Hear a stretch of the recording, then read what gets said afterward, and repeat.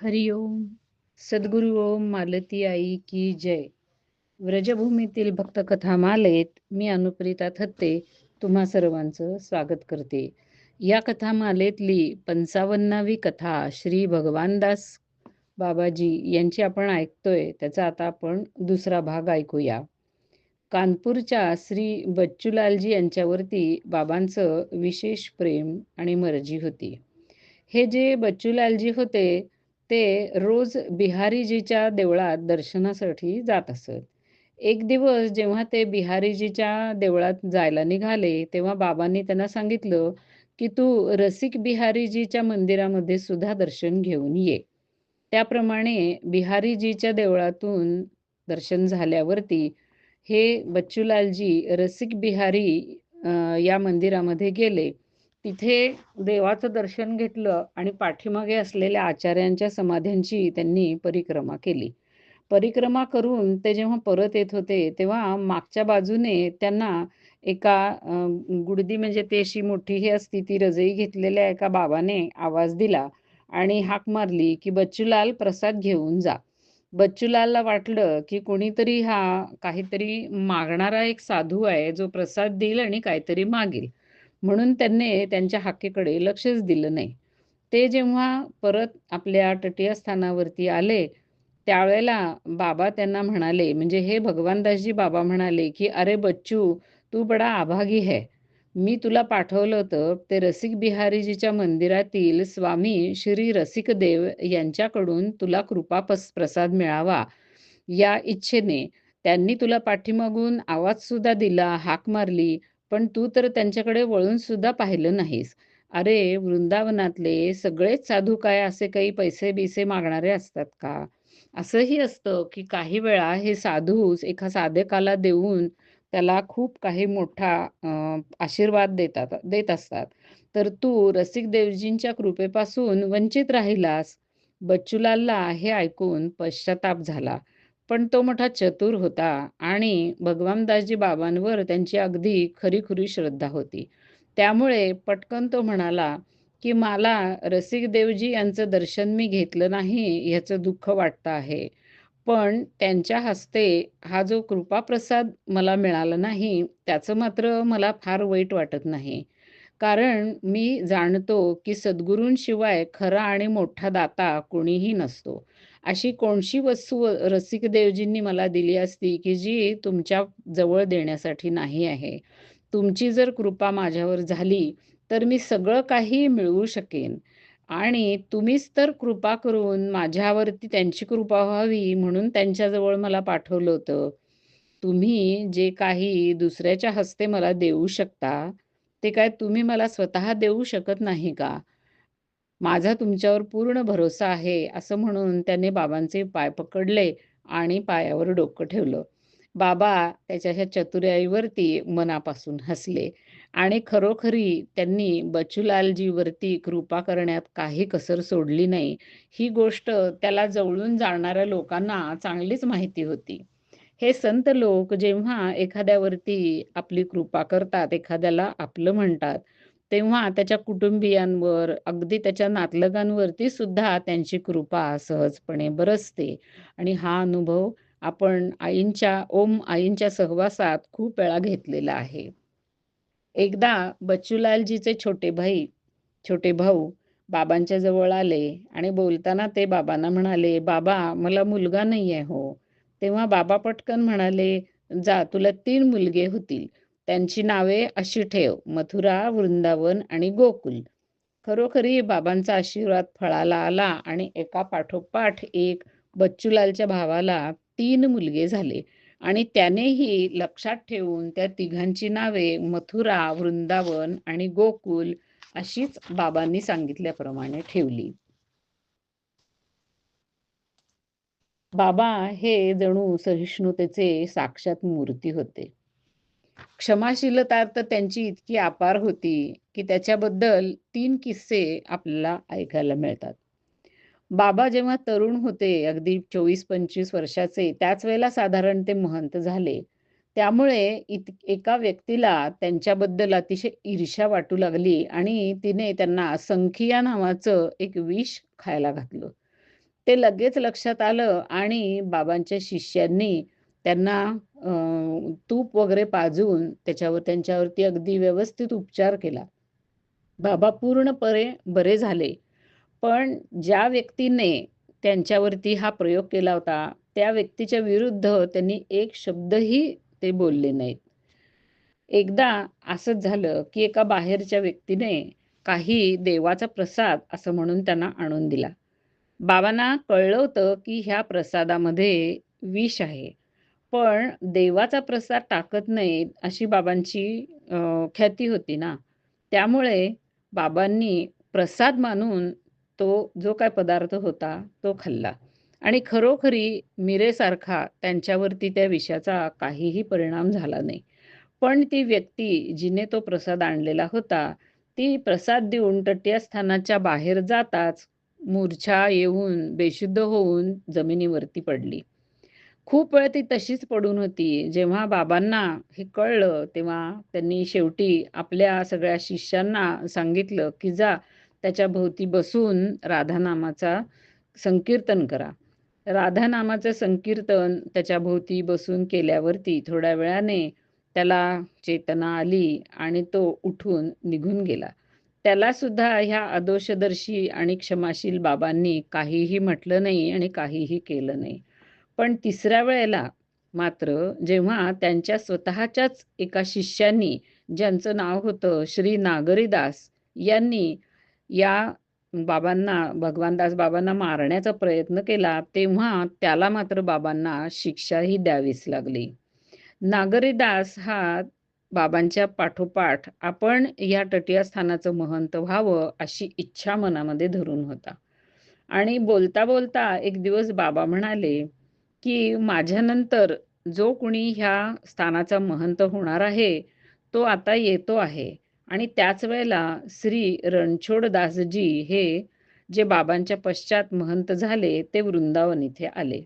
बाबांच्याकडे ते आले, त्यांचा सत्संग त्यांनी ऐकला आणि ते बाबांच्या व्यक्तिमत्त्वाने अतिशय प्रभावित झाले. म्हणून त्यांच्याकडूनच दीक्षा घेऊन ते वैराग्य वेश धारण करून विरक्त भावाने त्यांच्या सेवेमध्ये राहू लागले. आता नागरीदासाला विचार पडला आणि त्याला खात्री वाटली, की बाबा आता आपला उत्तराधिकारी ह्याला नक्की करणार. त्याला उत्तराधिकारी घोषित करण्याच्या आधीच आपणच भगवानदास बाबांना परलोकाला पाठवून देऊया, असं त्यांनी बेत केला. आणि म्हणून त्याने थंडाईमध्ये एक दिवस पारा घोटून ते बाबांना प्यायला दिलं. पण बाबांच्या भजनाच्या तेजामुळे, भजनाच्या प्रभावामुळे पारा त्यांच्या शरीरातून फुटून बाहेर पडून निघून गेला. मात्र नागरीदास ह्यांना त्यांनी असं सांगून त्यांचा त्याग केला, त्यांना घालवून दिलं, की ते कृतघ्न, गुरुद्रोही आणि आत्मघातकी आहेत. त्यांना मात्र बाबांनी आपल्या स्थानावरून घालवून दिलं, त्यांना ठेवून घेतलं नाही, एळीच शिक्षा दिली. बाबा हे फार नामनिष्ठ होते आणि नामाच्या अगाध शक्तीवरती त्यांचा अत्यंत दृढ विश्वास होता. एक दिवस त्यांच्याच झोपडीच्या पाठीमागच्या कुटीमध्ये एक भक्त येऊन मुक्कामाला राहिलेला होता. रात्रीच्या अंधारात त्याचा पाय एका चुकून सापाच्या तोंडावरतीच पडला. त्याबरोबर त्या सापानी त्यांच्या पायाला घट्ट विळखा घातला. तो भक्त अर्थातच घाबरला आणि जोरजोराने ओरडू लागला. त्याचं ओरडणं आणि ते साप, साप असं ऐकताच बाबांनी आपल्या आसनावरती बसल्या ठिकाणीच अत्यंत उच्च स्वरामध्ये राधे राधे असा गजर केला आणि बाबांच्या राधा नामाच्या उच्चारणाबरोबर तो साप त्या भक्ताला काहीही न करता मुकाट्याने तिथून निघून गेला. अशी बाबांच्या नामाच्या विश्वासाची शक्ती होती. काही दिवसानंतर बाबांची वृत्ती ही अंतर्मुखी राहू लागली. ते जसे काही फक्त शरीरानेच ह्या लोकामध्ये होते आणि मनाने किंवा सूक्ष्म शरीराने दुसऱ्याच कुठेतरी ते असत. त्यांच्या ह्या अंतर्दृष्टीचा पडताळा भक्तांना त्यांच्या बाह्य क्रियेवरून काही वेळा येत असे. एक दिवस ते आपल्या भजन कुटीच्या बाहेर बसलेले होते आणि बच्चूलालजी त्यांच्या जवळ बसलेले होते. तेवढ्यात बच्चूलालजींना ते अगदी व्यवस्थित शुद्धीवर असताना, म्हणजे बच्चूलालजी काही ध्यानात गेलेले नव्हते. त्यांना उघड्या डोळ्याने अचानक एक अलौकिक प्रकाश दिसला आणि बाबांकडे ते पाहतायत, तर बाबा कुणाशी तरी बोलतायत. आणि ते कुणाशी बोलतायत ती व्यक्तीही या बच्चूलालजीला दिसत नव्हती आणि बाबा त्याच्याशी काय बोलत आहेत तेही त्याला कळत नव्हतं. पण हा प्रकार काही वेळ त्यांनी अगदी स्वच्छ जागेपणी अनुभवला. नंतर जेव्हा त्यांनी बाबांना विचारलं, की "हे काय होतं?" तेव्हा बाबांनी काही उत्तर दिलं नाही, पण ते केवळ हसले. एकदा बच्चूलालजीला असं दिसलं, की बाबा आसनावर बसलेत आणि बसल्या-बसल्याच अचानक त्यांचे सगळे कपडे भिजून गेले. त्यांना विचारल्यावर बाबाजी म्हणाले, की "प्रियाजी आता यमुना स्नानाला गेल्या होत्या आणि त्यांच्याबरोबर मीही सिद्ध चिन्मय देहाने तिथे गेलो आणि त्यांच्याबरोबरच मीही स्नान करून आलोय. त्यामुळे त्यांचे कपडे ओले झालेले होते." हे जे तटिया स्थान आहे, तिथे अनेक दिवस अ, वीज वीज घेतली गेलेली नव्हती आणि तिथल्या वृक्षवेलींच्या मधून-मधून आपल्याला खूपसे दिवे तिथे मिणमिणताना दिसत असत. एक दिवस संध्याकाळच्या वेळेला तिथे बराच मोठा समाज जमलेला होता आणि भजन चाललेलं होतं. थोडा-थोडा अंधार व्हायला लागलेला होता आणि दिवे मात्र म्हणजे लागायचे अजून होते. सगळीकडं लोक जे दिवे आणून ठेवतात सेवक, ते व्हायचं होतं अजून. म्हणून त्यांचा भक्त एक म्हणाला, की "अजूनही दिवे लावले गेले नाहीत वाटतं." तेव्हा बाबाच अगदी सहज भावाने म्हणाले, की "हां, इथे मण्यांचा प्रकाश आहे ना इथे." त्यावेळेला सुखदेवजी नावाच्या एका अ, भक्ताला ही गोष्ट काहीतरी जरा विचित्रच वाटली. ते त्याच तटीय स्थानामध्येच मुक्कामासाठी रात्री राहिलेले होते. रात्री मध्यरात्री ते जेव्हा लघुशंकेसाठी बाहेर आले, तेव्हा तिथल्या वालुकामयी भूमीमध्ये त्यांना खरोखरी खूपसा मणिमय प्रकाश दिसला आणि तो इतका चमचमत होता, की भोवतीला त्याचा प्रकाश पसरलेला होता. ते पाहून ते अत्यंत स्तंभित झाले. दुसऱ्या दिवशी त्यांनी बाबांना हे सांगितलं आणि "हे कसं काय?" असं विचारलं. तेव्हा बाबा म्हणाले, की "वृंदावन हे दिव्य आहे. त्याचा कण-कण चिन्मय आहे. इथले सगळे जे वृक्ष आणि लता आहेत, ते सुद्धा चिन्मय आहेत. इथे ही जी तुम्ही माधवी लता पाहताय समोर, एका लतेकडं म्हणजे एका वेलीकडे निर्देश करून ते म्हणाले, त्या लतेचं नाव होतं माधवी लता. एकदा बच्चूलालने काही कारणाने त्याची काही पानं तोडून आणलेली होती. तेव्हा आपल्या दिव्य स्वरूपाने ती लता माझ्याकडे आली आणि म्हणाली, "पहा, बच्चूलालने मला ओरबाडून काढलं. म्हणून मी माझ्या आश्रमातल्या झाडांना आणि वेलींना कुणालाही हात लावू देत नाही." एकदा गोलाघाट, अयोध्या येथील महंत श्री रामसनेही दासजी हे बाबांच्या दर्शनाकरिता तिथे आले. बोलता बोलता ते बाबांना म्हणाले, की ज्या दिव्य वृंदावनाचं शास्त्रांमध्ये वर्णन आहे ना, ते ह्या भूमंडलातील वृंदावनापेक्षा जे आता आपण बघतोय त्याच्यापेक्षा निश्चितच कुठेतरी वेगळं असावं. कारण त्या वृंदावनाच्या वर्णनात आणि ह्या वृंदावनाच्या दर्शनात फरक आहे आणि हे वृंदावन या भूमंडलातील इतर स्थानांसारखंच दिसतं, सामान्य दिसतं. तेव्हा बाबा म्हणाले, की "नाही, नाही, हेच वृंदावन ते दिव्य वृंदावन आहे. केवळ आपल्या चर्मचक्षूंनी या भूतलातील अन्य स्थानांसारखं ते आपल्याला वाटतं." आणि त्याच वेळेला रामसनेहीजींना आणि त्यांच्याजवळ बसलेल्या बच्चूलालजींना वृंदावनाच्या दिव्य स्वरूपाचं दर्शन झालं. त्या दिव्य स्वरूपावरती लुब्ध होऊन रामसनेहीजींनी बाबांना विचारलं, "बाबा, मला सुद्धा या दिव्य वृंदावनाची प्राप्ती संभव आहे का हो?" तेव्हा बाबा म्हणाले, "नाही. वृंदावन धामाची प्राप्ती जी होते, ती संबंधानुगा भक्तीने होते. गुरु परंपराने तुमचा संबंध हा अयोध्येशी आहे. त्यामुळे तुम्हाला दिव्य अयोध्या धाम म्हणजे साकेतची प्राप्ती होऊ शकते, वृंदावनाची होऊ शकत नाही." श्री भगवानदास बाबांनी या तटीय स्थानाची खूप सेवा केली. आपल्या संप्रदायातले खूपसे ग्रंथ त्यांनी प्रकाशित केले आणि त्यांच्या प्रतींचं निःशुल्क वितरण केलं. आपलं तेज आणि आपला प्रभाव यांनी खूप लोकांना त्यांनी आकर्षित केलं आणि त्यांना त्या स्थानाचं सेवक आणि शिष्य बनवलं आणि आपल्या श्री हरिदासजींच्या परिवाराची त्यांनी वृद्धी केली. ज्यावेळेला त्यांना आता असं वाटत होतं की आता आपण आपल्या धामाला जायचं आहे, त्यावेळेला आपण बघितलं की त्याच्या आधी काही दिवस त्यांची वृत्ती ही अंतर्मुखी राहू लागलेली होती. एक दिवस तर ते अशा एका अनोख्या वृत्तीमध्ये गेलेले होते आणि देण्याचा असा एक त्यांचा भाव त्यावेळेला उदित झालेला होता. त्यामुळं त्यांनी घोषणा केली, की आज माझ्याकडून जो काही जे मागेल त्याला मी ते देईन.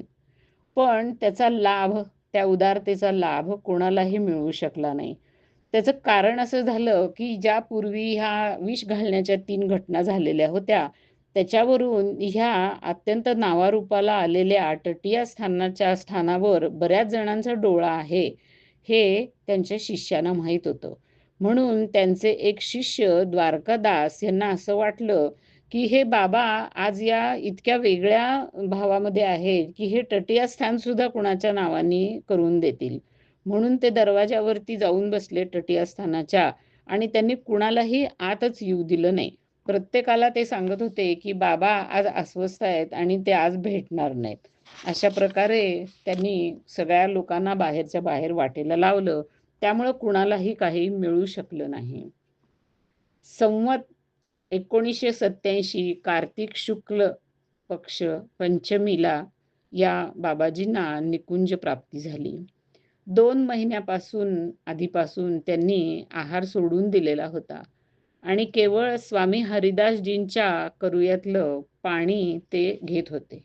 शरीर सोडण्यापूर्वी एक दिवस आधी ते श्री अलोकराम शास्त्री, श्री अमोलकराम शास्त्री यांना आणि श्री जगन्नाथ प्रसाद भक्तमाली या सगळ्या लोकांना ते म्हणाले, हे बघा आता उद्या सकाळी 4 वाजता मी माझ्या घरी जाणार आणि दुसरे दिवशी खरोखरी सकाळी 4 वाजता जेव्हा रंगजीच्या मंदिरातील घंटेचा नाद झाला, त्यावेळेला हे शरीर सोडून ते नित्यधामाला निघून गेले. त्यांचे जे अनेक शिष्य आहेत, त्यातील महंत श्री रणछोडदासजी, झाशीवाले श्री छबिलदासजी, श्री भागवतदासजी आणि श्री जगन्नाथ प्रसाद भक्तमालीजी अशी काही मुख्य नावे आपल्याला घेता येतील, की जे लोक पुढे नावारूपाला आले आणि त्यांनी आपल्या सद्गुरूंचं कार्य खूप मोठ्या प्रमाणावर पुढे चालवलं. अशा प्रकारे या तटीय स्थानाचं स्वरूप आणि आपले शिष्य यांच्याद्वारे अजूनही हे भगवान दासजी त्या वृंदावनामध्ये आहेत, असाच भाव सगळ्यांचा आहे. हरी ओम.